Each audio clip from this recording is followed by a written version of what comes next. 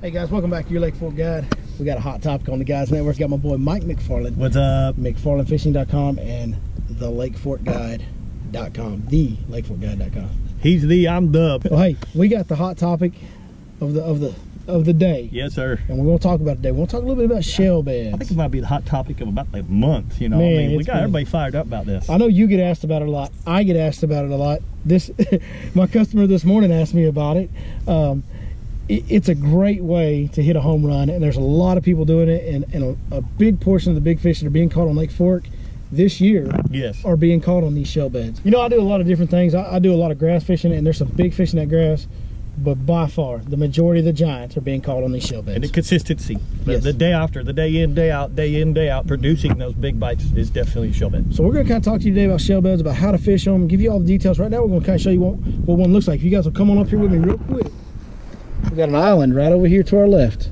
Okay, and then if you'll kind of notice, I hope this will show up on the camera, but as you look out, you'll see a little bit of a red line that runs out, and then there's darker water past it.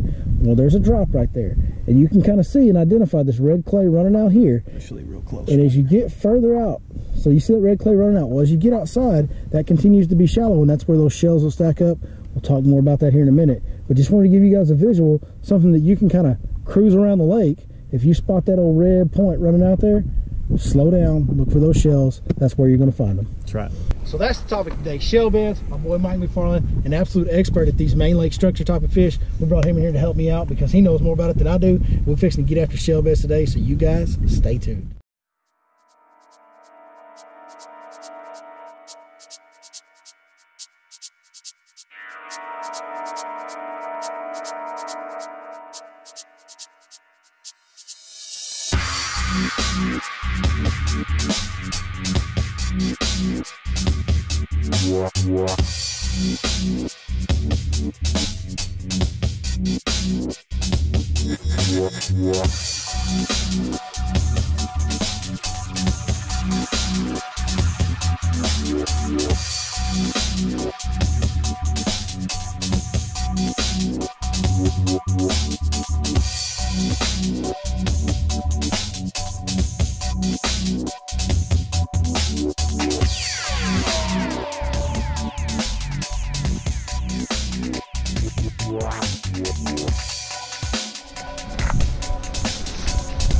My brother.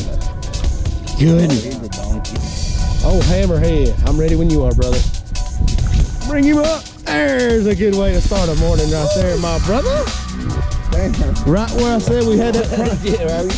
That is a beautiful way to start the morning. Yeah. And for folks that don't know, this is one of my heroes' sons right here. Mr. Dean Stroman, he got it here for a long, long time. Was a legend around this lake. Actually passed away earlier this year. I got his son, Mr. Roger Stroman, in the boat this morning. It's an honor, sir. Thank you for coming out with me, and that's an awesome way to start, brother. Yes, sir. Thank you, man. That's a nice one. Shell beds, man, it's a big deal. It's a big way to catch big fish. Everybody likes to throw those big baits on them. Everybody wants those big swim baits on them. And we're going to talk about big swim baits today because that is definitely a player, as literally there is shad, gizzard shad, slapping on this shell bed that we're sitting on right now. So we're going to talk about the big swim bait, so you guys hold on for that. But first, I want you to talk about another technique that for me, it happens earlier and it's more consistent. Yes. So let's talk about that. What we got? So I've been fishing these shell beds for about 6 weeks. Okay. On the show, the McFarland's Corner, it's documented. You know this. I started fishing these shell beds with a Carolina rig. Now, why would I throw a big Carolina rig, a 3/4 or a 1 ounce weight, and 4 foot a leader at 2 to 4 foot of water? It just kind of doesn't sound right, right?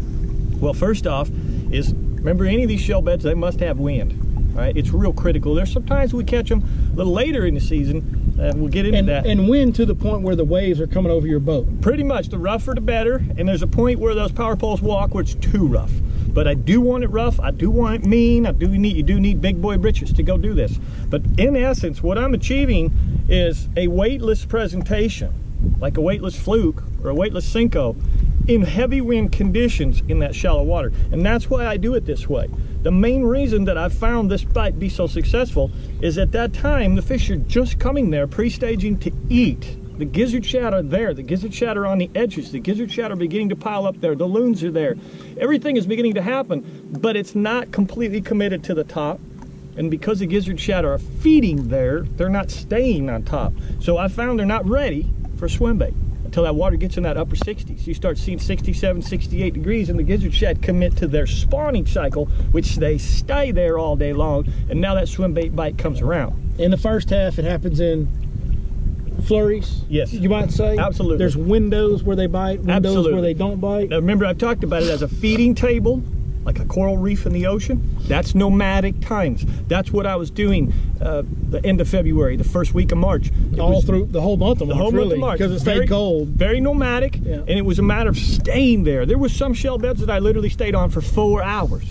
Before you started getting bit? It would be 2 hours in, we start catching our fish. 2 hours and 45 minutes, we start catching our fish. Yeah. And so it was, you know, once I knew some timing and I had a little bit of better time, I could make a milk run and spend my time a little more. Let's talk about this, Carolina. Let's talk about how you got it set up. I know this is my setup here. We're doing the second one on my boat, and I throw my Carolina on 7-11 medium heavy. How about you? Same. I love the 7-11. I want a big heavy. I like it to be a big. I go 8 foot if I can.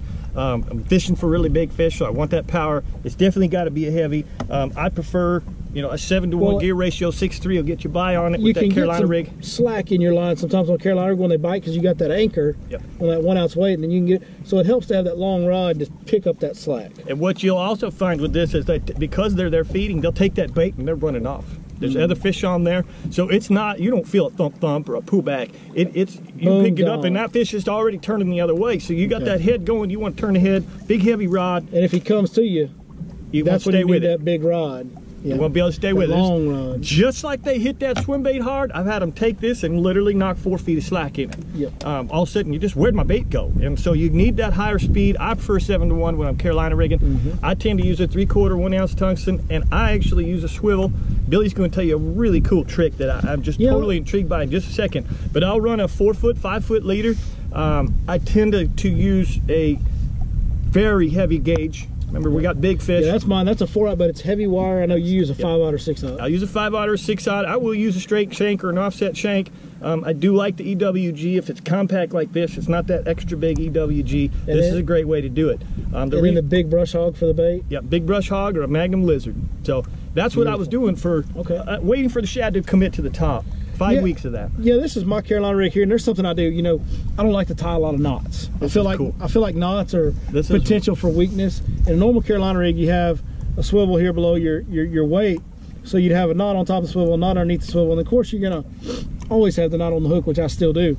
Right, and then you got that problem of your tungsten beating up your knot. Tungsten beating up your knot, and all that, you can chafe your line. Or if you got a glass beads are bad.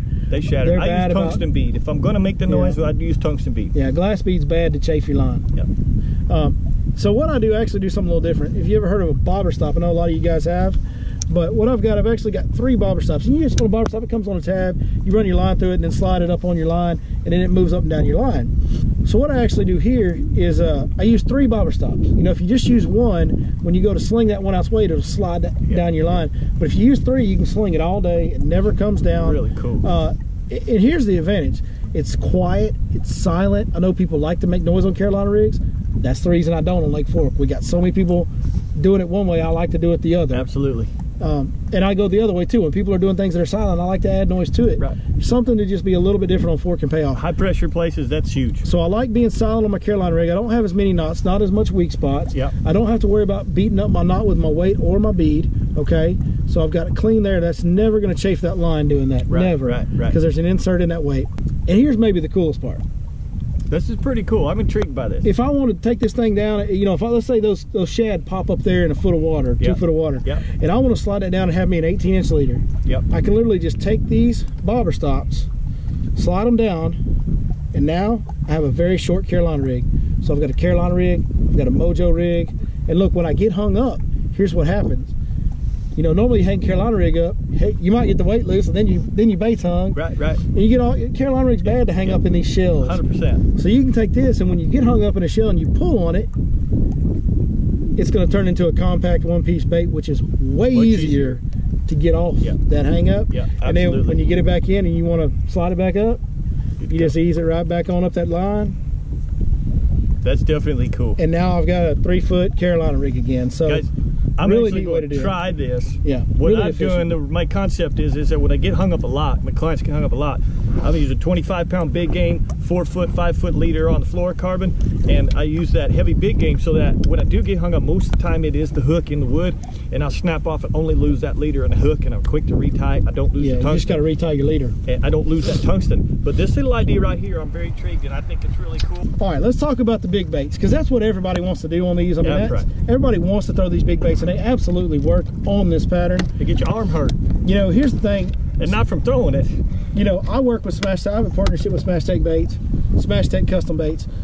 Here's the best part that I really, you know, I like to work with people I have a personal relationship with. I've known Heath for a long time now. Heath is a very good man, and that makes me proud to work with him. But one thing that I really love about him is when it comes to big baits, there's not a person in East Texas that throws them a higher percentage of the time on the water. That he's on the water, he's throwing big baits, almost all the time. He's very passionate about it, and he doesn't make these baits to sell them. He makes these baits to use them. To use them, right. And he's got about 6 or 7 different line throughs, and they all catch fish. And so this is just one of them. This is the Headhunter right here. He makes a line through version of the Convict. I love how that has scale. He even detailed the scale in there. You guys can see he actually hand carved a mold where he would get scales to pour in the plastic. I'm telling you, he's obsessed and he loves it. Here's the deal. He's got some new line throughs coming out. He's got bluegill. I mean, he's just got a plethora. Check out SmashTechBaits.com and know that pick one that you like and is confident in. Right. Because here's the deal, guys. If it's a big profile, this is a 7-inch bait. This is what most of them look like. That's the standard line through swim bait you'll see on Fork right there. And if it'll swim slow, that's the key. And swims true and slow, it'll get big. Absolutely. And it doesn't matter whether it's a Smash Tech bait, whether it's a Talon bait, it doesn't, any of the brands, they can all work. They're all just as good as the other in certain ways. Now, the big deal for me is one that you have confidence in and you'll leave your hand all day, leaving your hand all day. And maybe my favorite, I don't have one sitting here handy, but the Felon by Smash Tech. It's a little bit smaller line through. It's a 6.5 to 7-inch bait, but it's a little slimmer profile. Real easy to use. It's honestly, it's the most unrealistic looking one out of all of them, but it's got a great action. The tail has a very wide kick, and the head has a great wobble on the head, and it just makes the whole thing look alive and look like it's swimming. So I love the Felon, but anyway. Perfect starter too for somebody. It's not too big, it's not too intimidating. And it's not that expensive. Right. That's right. Don't get tied up on colors, guys, either. Buy yourself a light hitch or a pearl white, or this is fork smoke. Pick a color that you like, stick with it. They're not that particular. When they get up on these shell beds, they're feeding. And when they're feeding, the color's not that big a deal. It's not. Just keep it simple. A light hitch, dark hitch, and a white or pearl. That's all I throw. All that being said, this one's a little bit different. I know this is next level. Maybe the one that Heath is the most proud of. Because they are eating gizzard shad, and that's a gizzard shad. Right on the money. I mean, it looks just like a gizzard shad. We're gonna go ahead and show you guys how to rig up a line through. These line throughs will have an insert. You can kind of see that hole in the head right there. And what you do is you just feed your line, and all the Smash Tech baits will come with a hook in the package with a split ring tied onto it. All you do is run your line right through that insert, that little tubing in there. It comes out the bottom, and then you tie whatever knot you prefer to the split ring on the hook. Now here's the neat deal. This hook they include, I believe it's a Mustad. I'm not 100% on the brand, but it has one point on this hook that will line up perfectly with the hook shank. If you'll notice that right there. So what we're going to do is take that point that lines up with the hook shank, and we're going to stick it in. All these line throughs will have little fins on the bottom to help you balance the bait. We're going to stick this one that lines up with the hook shank in right back here behind those fins right there, those belly fins. Okay, and what that's going to do, that will allow your split ring, as you see right there, to lay dead flat on the bait as it goes through, and it also centers your bait dead in between those fins. Now that's very important. When you have this much plastic, that bait's going to want to rise and it's going to want to roll. Okay, so if you're not rigged perfectly straight and true, that bait's going to flip over on you, and that's a bad deal. And for a rod, you know, you're tying directly to that split ring. I like 20-pound fluorocarbon. I throw my big baits on a 7-11 heavy rod.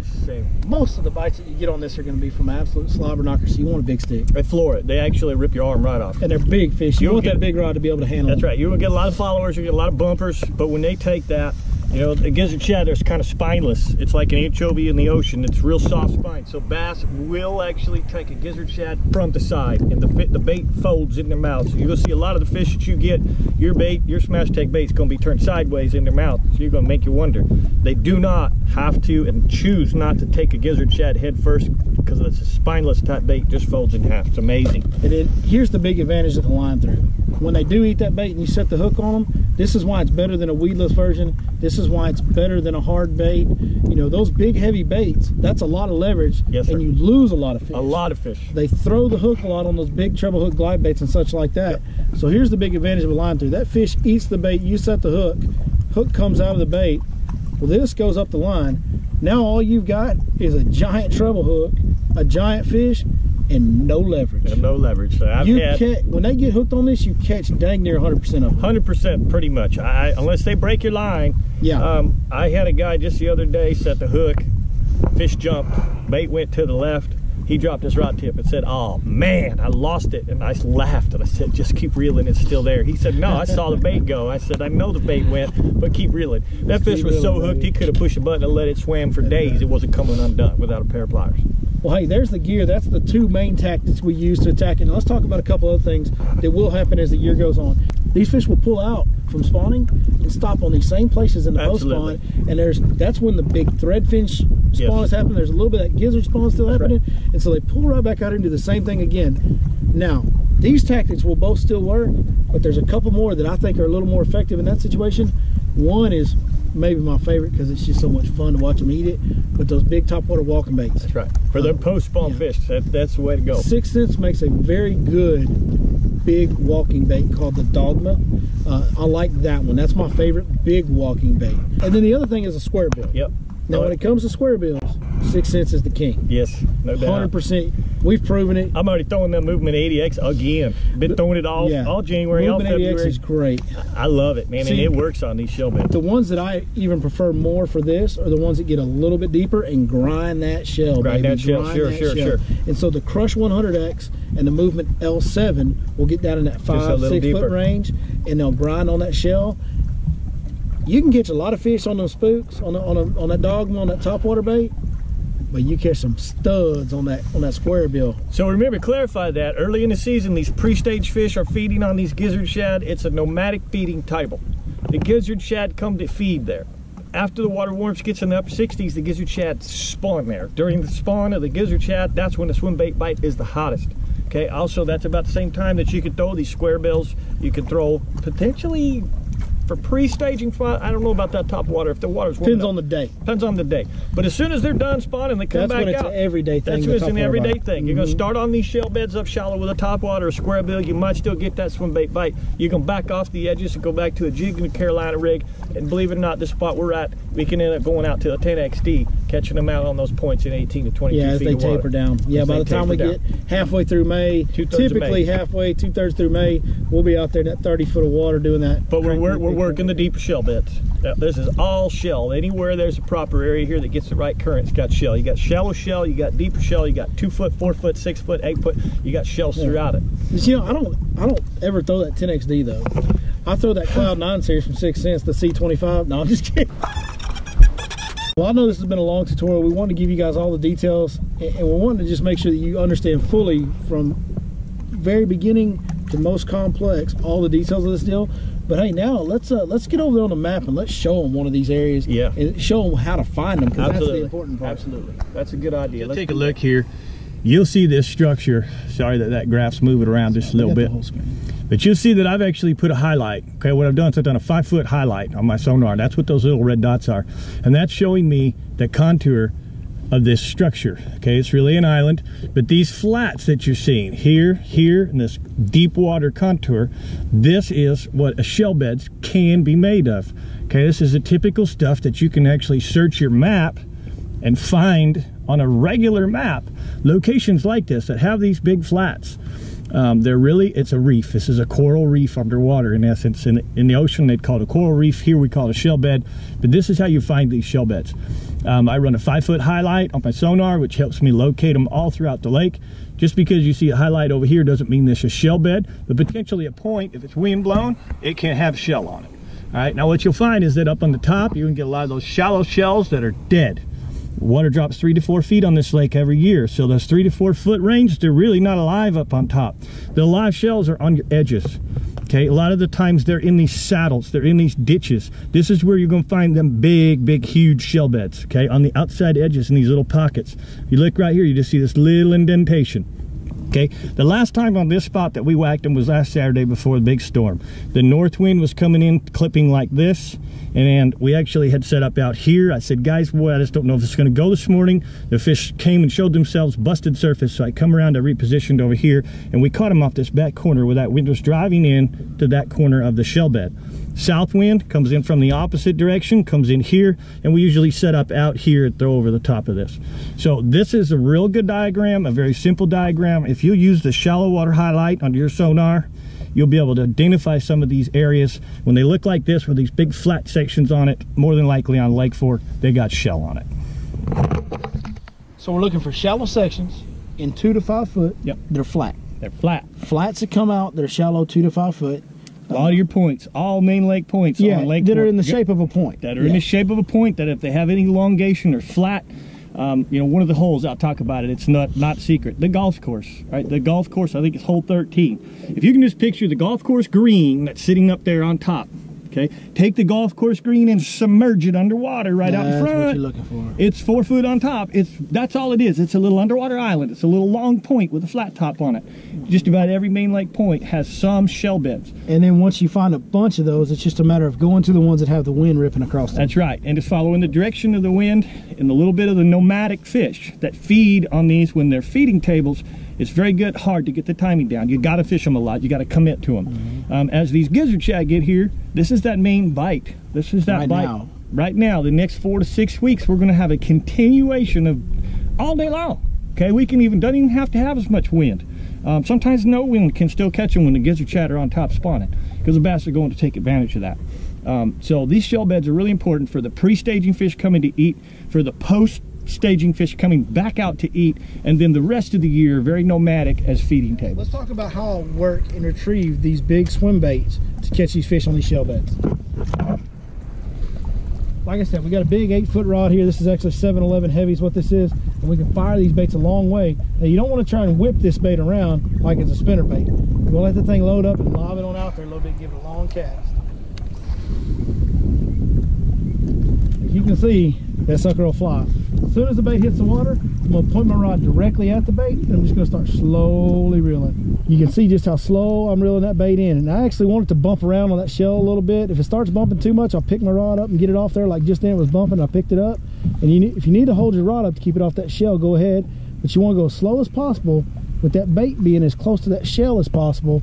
So you really want to go low and slow until you feel the bottom, then lift up a little bit and just keep it coming. Now when they bite it, they'll thump it.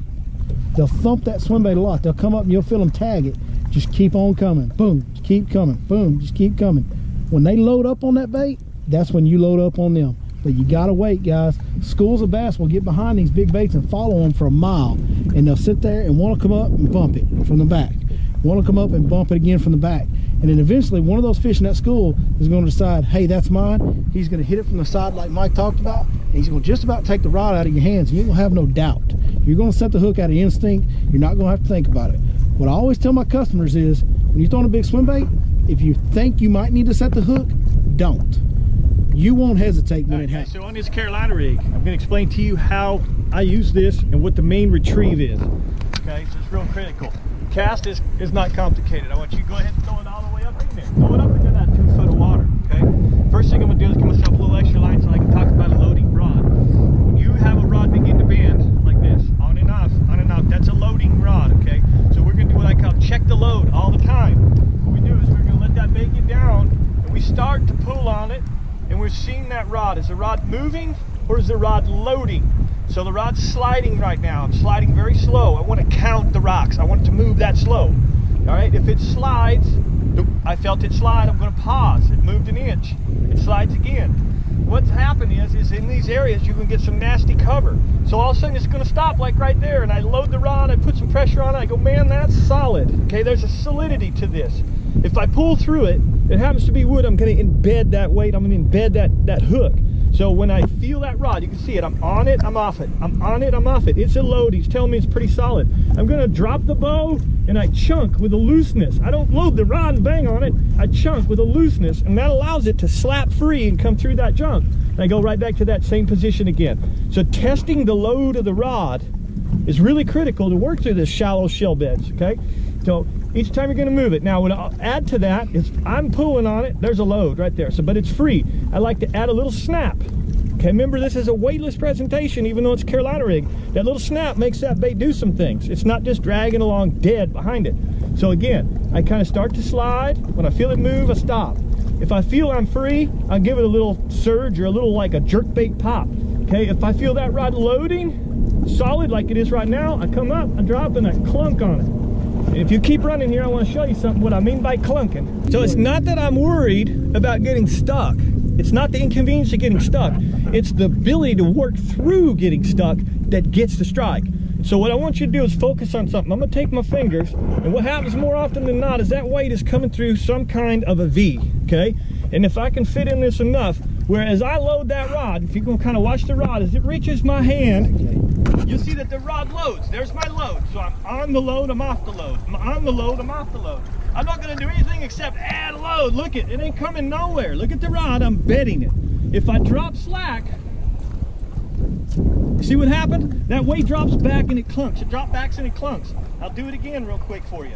So in between my fingers, I've achieved that taut load. I can sit here and bang on it all I want. If I'm maintaining load, it's never gonna come out. If I drop the bow, drop that loose line, and I clunk, clunk, there it comes right through the stuff. So that is the key that'll get you more bites, is learning how to work that Carolina rig through the stuff. Pay attention to your loading rod. The bite itself, as you're leaning into that load, you'll actually feel that fish tug and swim away with you. You just hit them home, bring them shell beds. That is literally everything that we know about shell beds. And I know this was a long tutorial, long video. We gave you all the goods, did we not? It's you guys that I love. It's you guys that I want to teach. Right. It's you guys that we want to see it have a better success. We want to see you guys send us some pictures, tell us thank you, but we want you to figure this out on your own. That's what it's all about. The more people that we see out here catching more fish, the better off we all are as business owners. And to be honest with you, it does my heart good. It does my heart super for, good. That's right. That's the reason I guide, is because I thoroughly enjoy helping people catch more and bigger fish. And if I can do that even through these videos, I want to do it. Hey, we appreciate you guys watching today. Hope you like this video. Hope you learned something from it. Hope, like we said, this helps you catch more and bigger fish, because that's what we're after. Helping people catch more fish and loving our fellow man. That's what we do. That's right. That's what we're all about here. If it's your first time watching us, do me a favor. Go ahead and subscribe to the channel. We have over 60 in-depth instructional videos, kind of like this one here. So any topic you want to know about in bass fishing, there may be a few, but we've covered the vast majority of them with guys like this, full-time professional for many years, Mike McFarland, and myself, the rookie professional, Billy Lawson. But we get it done, and we're going to share it all with you. So subscribe to the channel if you want some more of this. And other than that, I guess that's it. I was going to say, we got 60 right now, and another year from now, we go bet 100, because we ain't stopping now. Yeah, it ain't even going to take a year. We on track for 100. It's going to be here before 2019 is. Yes, sir. That's right. Hey, we appreciate you guys watching as always, and we'll see you next time right here on your Lake Fork Guide.